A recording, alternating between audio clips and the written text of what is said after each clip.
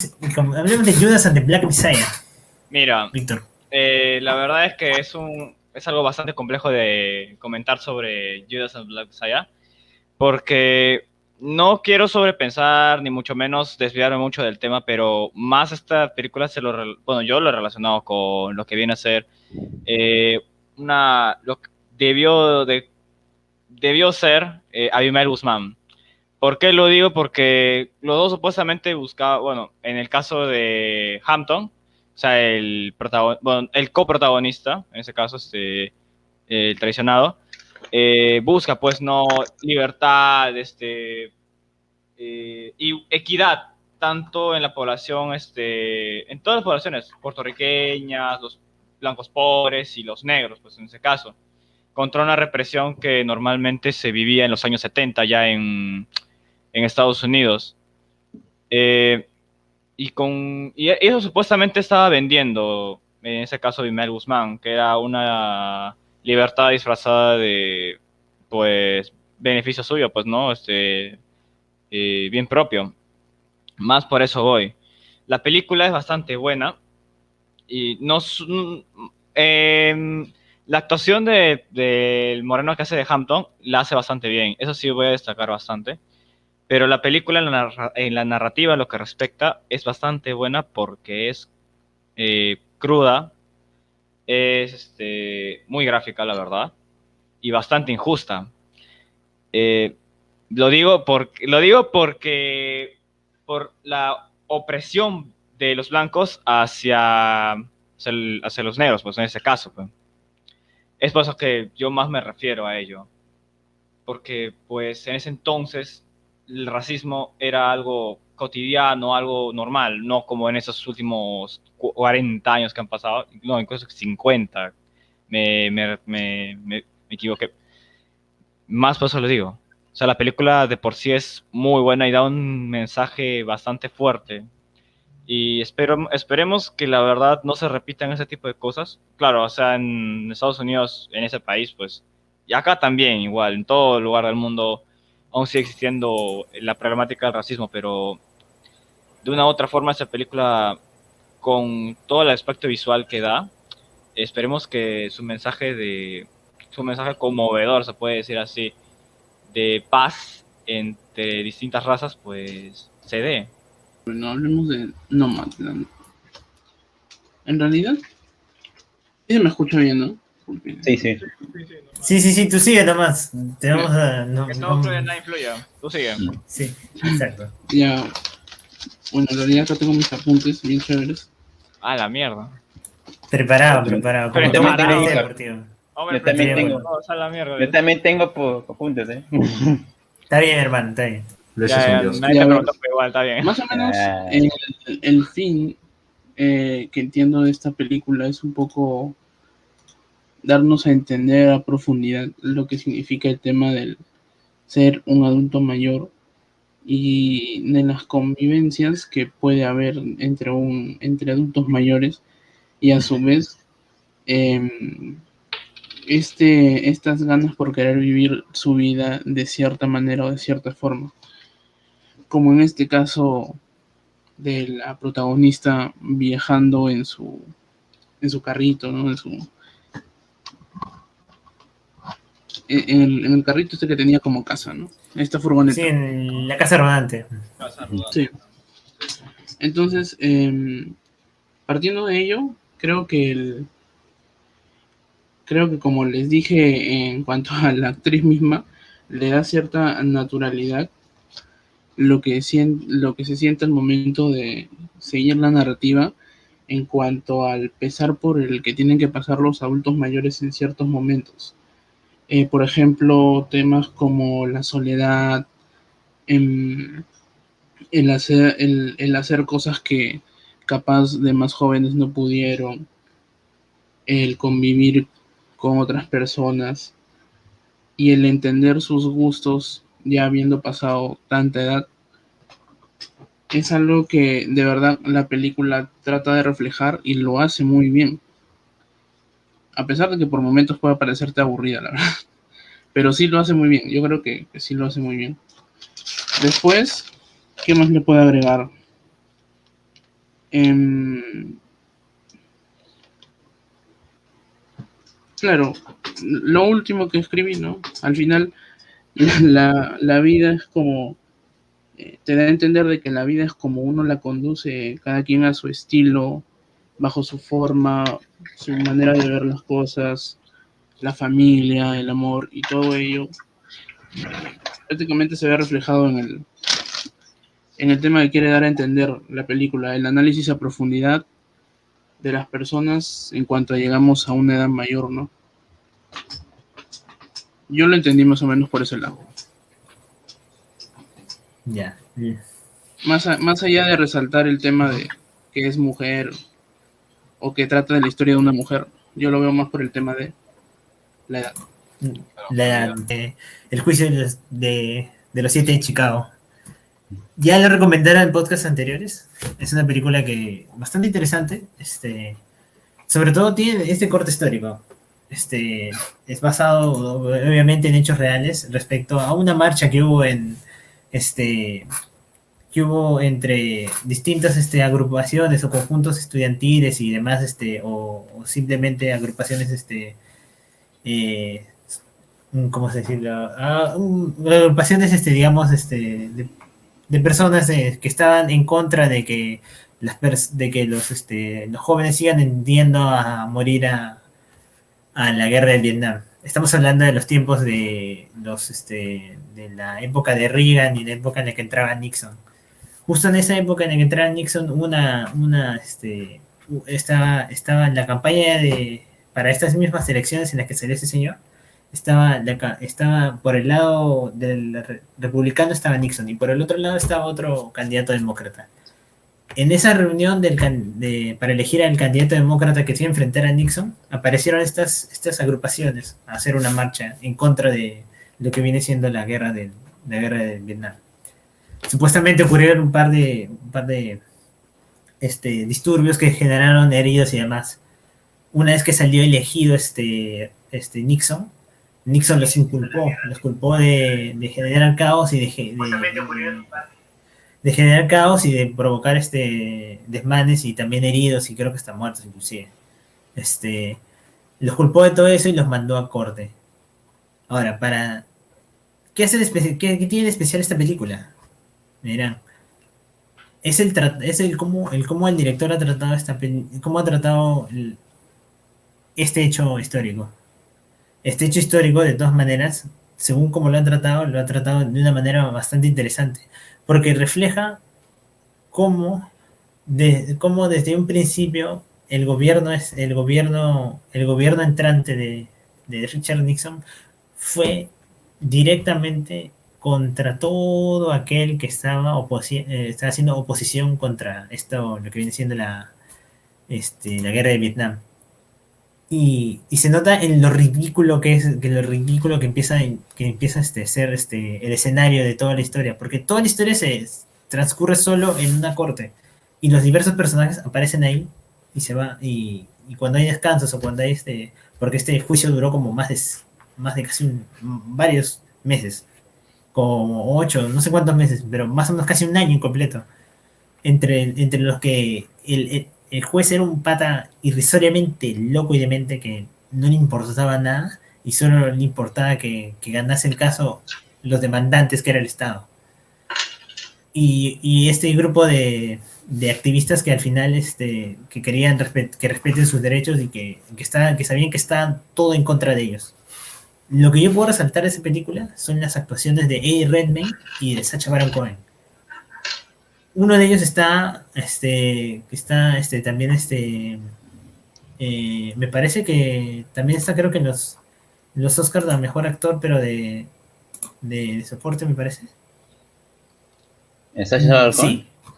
Sí, Sacha Baron Cohen está nominado a mejor actor de reparto. Y no voy a negar que su actuación es bastante interesante. O sea, siempre los personajes de Sacha Baron Cohen dan como que un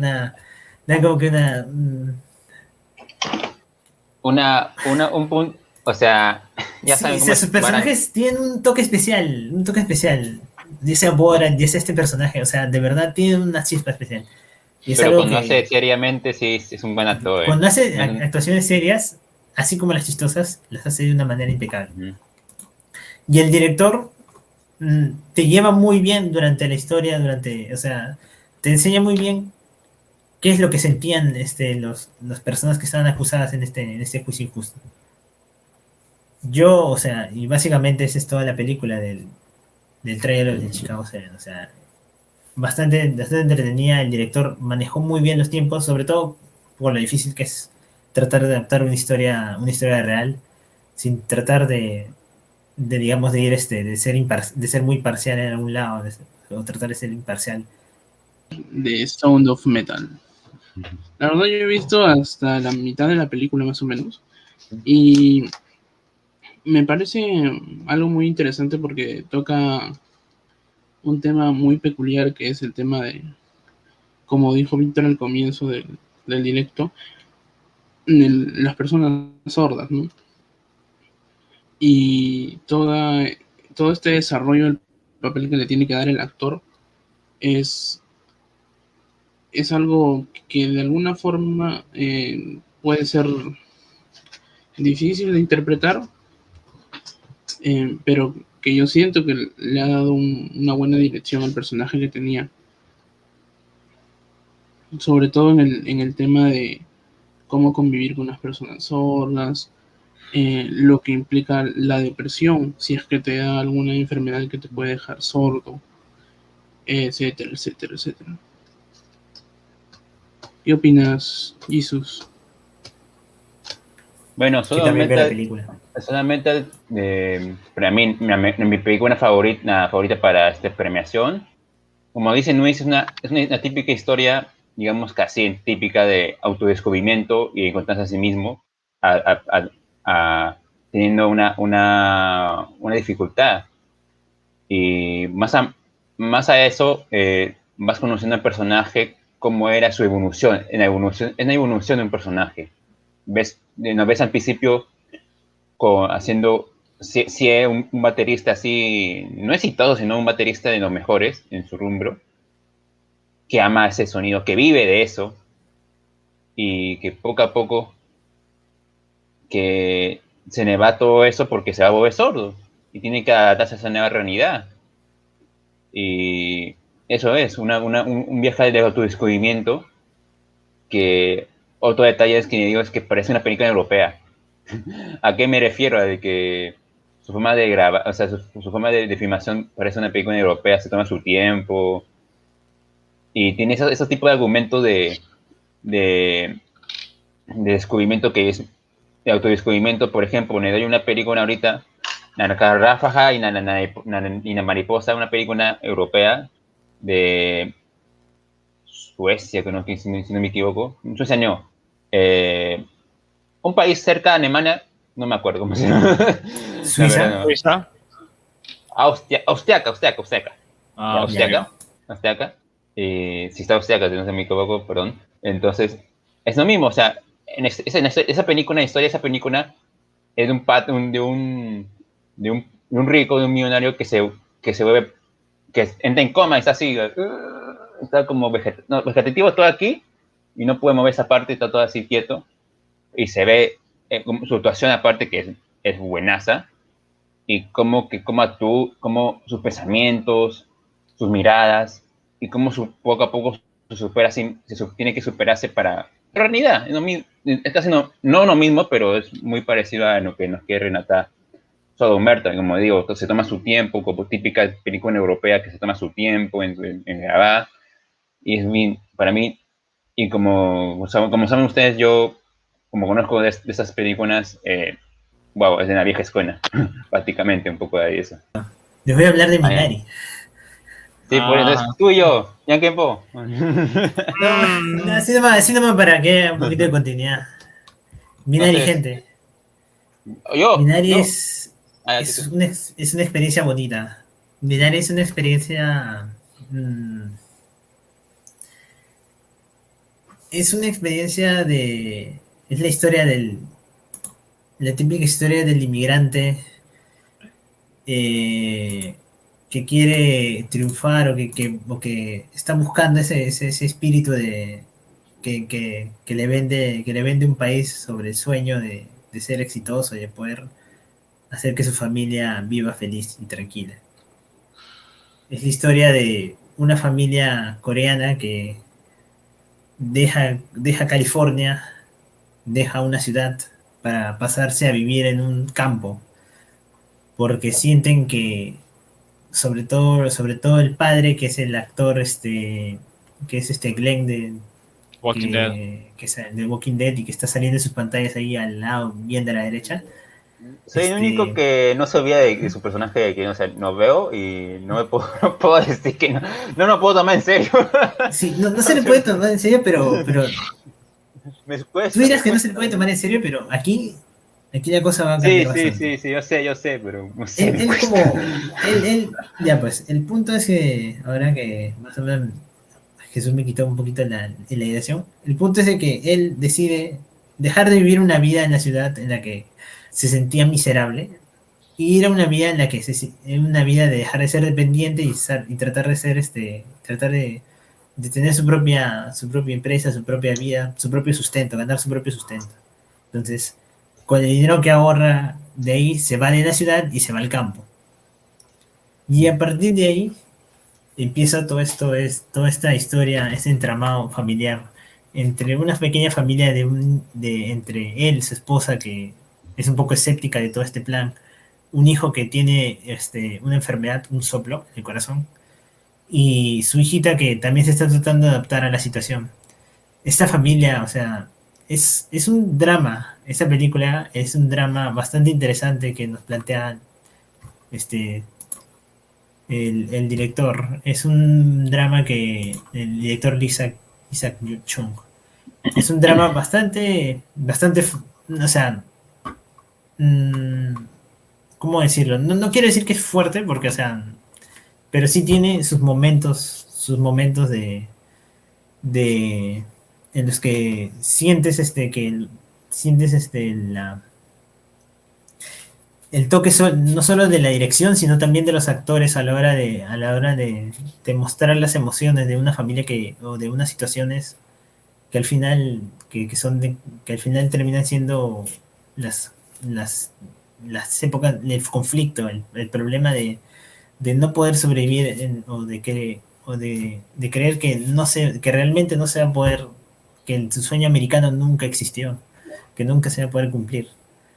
Es una película que es hasta cierto punto familiar, pero hasta cierto punto también y te deja una enseñanza, te deja una historia no de superación, sino más de una historia de cómo es la vida normal de una persona para tratar de sobrevivir en ella. La actuación o sea, quiero resaltar la actuación o sea, el cambio ese de actuación que ha habido del actor de Glenn, o sea, de Glenn a esto hay una diferencia bastante interesante. Cabe resaltar que la mayoría de la película está hablada en coreano. En muy pocas ocasiones, solo para conversar con los lugareños de Arkansas, hablan inglés. De ahí es full coreano. Y eso también da un poco de la esencia de la diferencia entre de ser inmigrantes en un país en el que no conocen y que piensan que les va a dar paz y prosperidad, digámoslo así. No sé, a mí me gustó. Yo sí la recomendaría ver, la verdad. No tengo nada más que decir. Bueno, Bueno, es digamos que entre todas, la superproducción más alta que todas, la que tiene más nominaciones, tiene 11 nominaciones. No, perdón, 10 nominaciones. 10 nominaciones. Un dato curioso, en la que tiene más nominaciones es Titanic con 14, ganó 11. ¿El Señor de los Anillos no ganó más también? No, tiene igual. No. La que tiene el récord de tener más cantidad y más ganadas es Titanic. De 14 ganó 11. No, vale. Después ni sigue Nananan. Después, El Señor de los Anillos también tuvo 10 nominaciones. Creo que ganó 8. No me acuerdo muy bien. 8 o 9, pero bueno, en fin. Sí, Ya, sí. continúa. Y ya. Pero bueno, eso es un detalle en la representante de este año de Netflix. ¿Sabes? El año pasado tuvimos al escocés, nuestro querido escocese, que está ahí. En su Espérate. No es solo la de Netflix, porque el juicio de los 7 de Chicago también es de Netflix, ¿ah? Sí, también, eso iba a decir, o sea, también una representante de Netflix, o dije, no sé, ¿no?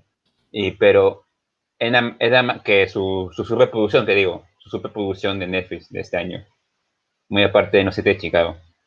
Y pues, Mark, ¿de qué trata Mark? Bueno, Mark, primeramente hay que tener un poco de historia del cine, porque esto sí va a tocar historia del cine, lo que me gusta Hollywood. Hollywood siempre va a nominar y va a premiar siempre, espero que premies a Mark, porque como en la calle no le gusta premiar a streaming, no le gusta, no le queda ningún premio en streaming, entonces veremos si le da un premio grande a Mac, por lo que veremos esa parte. ¿De qué va Mac? Ahora sí.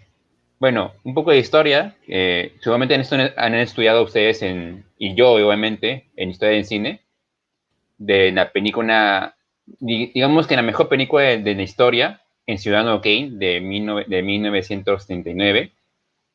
No, 40 si no me equivoco, perdón. Entonces, dirigida por Orson Welles, el que hizo en la Guerra de los Mundos en la radio. No sé si eso sí se me suena, ¿no? Obviamente. Obviamente, Sí. ya. Ciudadano Welles. Kane de 1941, hijo. Ya, perdón. 49, no te voy.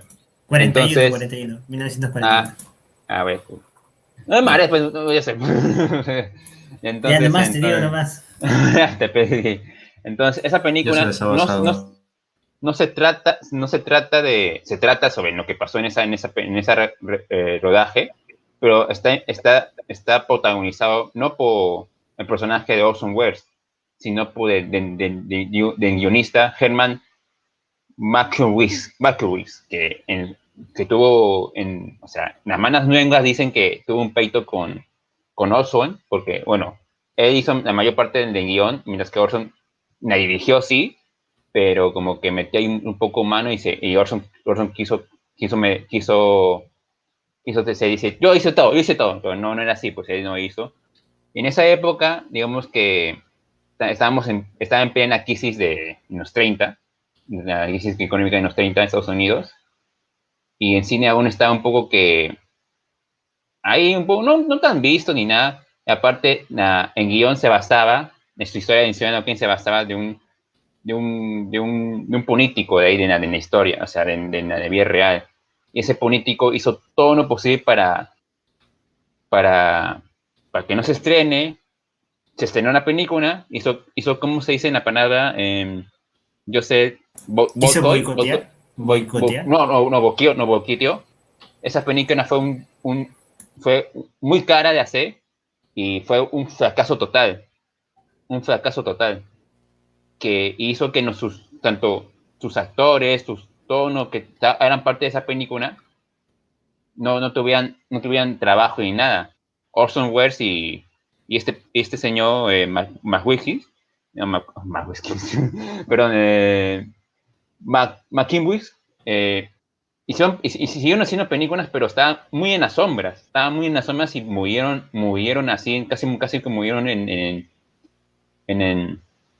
casi no en el estatus que querían que estén, o sea, porque después de unos años, esa película se volvió, como le digo, considerada, después cada uno con su opinión, obviamente, se volvió una película, la mejor película de la historia, según para un cineasta, para todos los cineastas, ¿sabes? Y en esa película se formó cómo se hacen las películas ahora, cómo se hace un guión, se formó ahí, o sea, prácticamente Herman Mankiewicz hizo en formato de hacer un guión, o sea, el guión que hemos hecho todos nosotros en clase, es en que hizo todo ese formato y todo.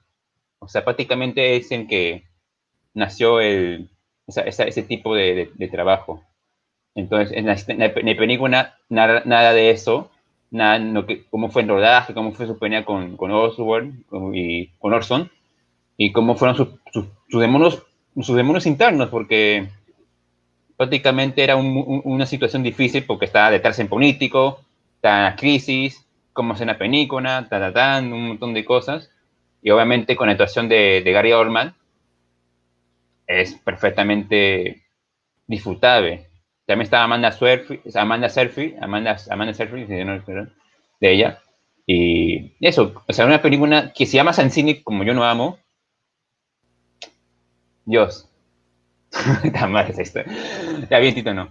O sea, es un tributo al cine de antaño y es una muy buena película. De verdad, les recomiendo.